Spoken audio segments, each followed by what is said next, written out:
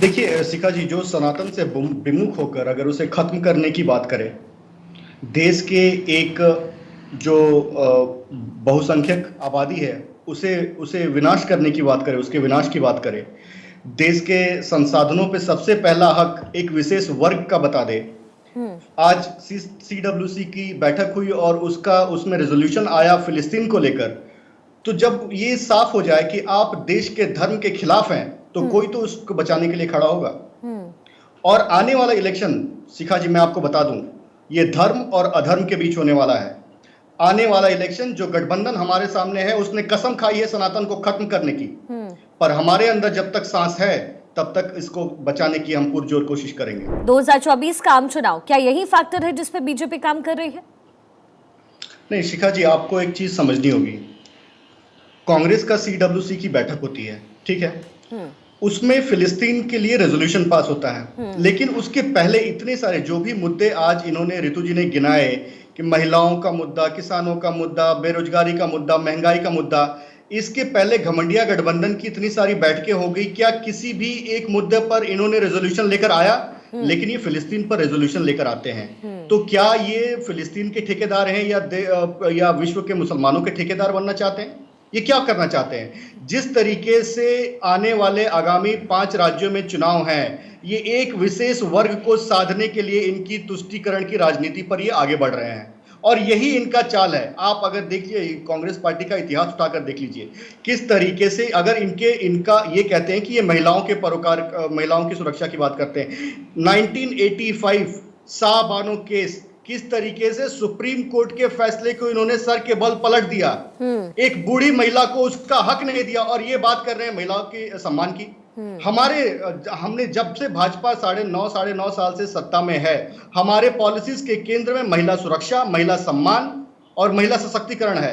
चाहे आप वो सामने शौचालय बनाने का काम किया हो 12 करोड़ घरों में, या उज्ज्वला के माध्यम से हमने गैस सिलेंडर देने का काम किया हो, या 4.5 करोड़ घर जब बनाए तो हमने 70% ये सुनिश्चित किया कि उनका मालिकाना हक महिलाओं को मिले। तो हमारे पॉलिसीज के केंद्र में महिला सुरक्षा, महिला सशक्तिकरण और महिला की सहभागिता सुनिश्चित की है। इनकी सरकार ने क्या किया है? जब उत्तर प्रदेश में इलेक्शंस था तो इन्होंने 40% सीटें महिलाओं को दी। वहां जहां इनका कोई आधार नहीं है, आप 100% सीटें महिलाओं को दे दे, उससे क्या फर्क पड़ जाता है? हम जब आज महिला सुरक्षा, महिला सहभागिता की बात करते हैं, तो ये सुनिश्चित करना चाहते हैं कि जिस भी सीट से महिला लड़े वो वहां पे जीते। जब हमने 2014 में 10 सेकंड दीजिएगा शिखा जी, 2014 में जब हमने महिलाओं को टिकट दिया तो उसमें से विनिंग परसेंटेज 68% था, आप रिसर्च कर सकती हैं। जब 2019 में दिया तो वो आंकड़ा बढ़कर 80% हो गया, जो महिलाओं को हमने सीटें दी। तो हम ये सुनिश्चित करना चाहते हैं कि महिला कैसे जीत कर आए, वो अपनी सहभागिता पॉलिसी मेकिंग, डिसीजन मेकिंग में करे। ऋतु जी के तौर पर याद किया जाएगा। चलिए रिएक्शन लेते हैं ऋतु जी, रिएक्शन अमित जी। शिखा जी, देखिए जिस तरीके से ये मणिपुर पे आज इतनी गंभीर हैं, मुझे खुशी होती अगर पूर्व में इनकी सरकारें, जो 1993 में 300 से ज्यादा दिनों तक ये जगह वो पूर्वोत्तर जलता रहा और इनका एक भी मुख्यमंत्री, एक भी प्रधानमंत्री इस पर कुछ नहीं बोला, किसी एक सचिव का भी बयान नहीं आया। दूसरी बात, देखिए सरकार, इन्होंने मुद्दा उठाया कि सरकार ने इजराइल का समर्थन किया। तो सरकार का समर्थन करना उसकी विदेश नीति पर निर्भर करता है, और वो देश की एक सरकार है। पर कांग्रेस अपने बैठकों में किस हैसियत से फिलिस्तीन का समर्थन कर रही है? किस हैसियत से? सरकार किसी का समर्थन करना उसकी विदेश नीति, उसके जो संबंध है दूसरे राज्यों के साथ, उस पर डिपेंड करता है। लेकिन कांग्रेस जो आज सत्ता में नहीं है, एक पार्टी है इस देश की, वो जहां पे कि विश्व के सामने देश को एक होकर दिखना चाहिए, उन सब विषयों पे कांग्रेस का ऐसा रवैया, तुष्टीकरण वाला रवैया दुर्भाग्यपूर्ण है।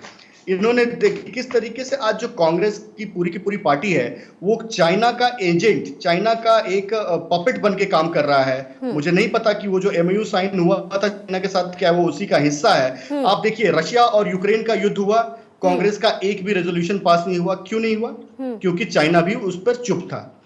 आज इजराइल और फिलिस्तीन की बात हुई, चाइना फिलिस्तीन के साथ है, कांग्रेस भी फिलिस्तीन के साथ। तो ये साफ है, ये साफ दिखाता है किस तरीके से जो कांग्रेस पार्टी ने चाइनीज पॉलिटिकल पार्टी के साथ जो एमयू साइन किया था, जो 1.5 करोड़ रुपए लिए गए थे राजीव गांधी फाउंडेशन में, वो सारा का सारा उसी हिस्सा, और कांग्रेस आरोप है अमित जी। पपेट के तौर पर। ठीक है ऋतु जी, माफ कीजिएगा, समय की मेरे पास कमी है अमित जी। बहुत बहुत शुक्रिया Ritu ji. I will get back to you, मैं आपके पास आऊंगी, आपके रिएक्शंस मिलूंगी, लेकिन फिलहाल अभी के लिए बहुत बहुत शुक्रिया आप सभी का।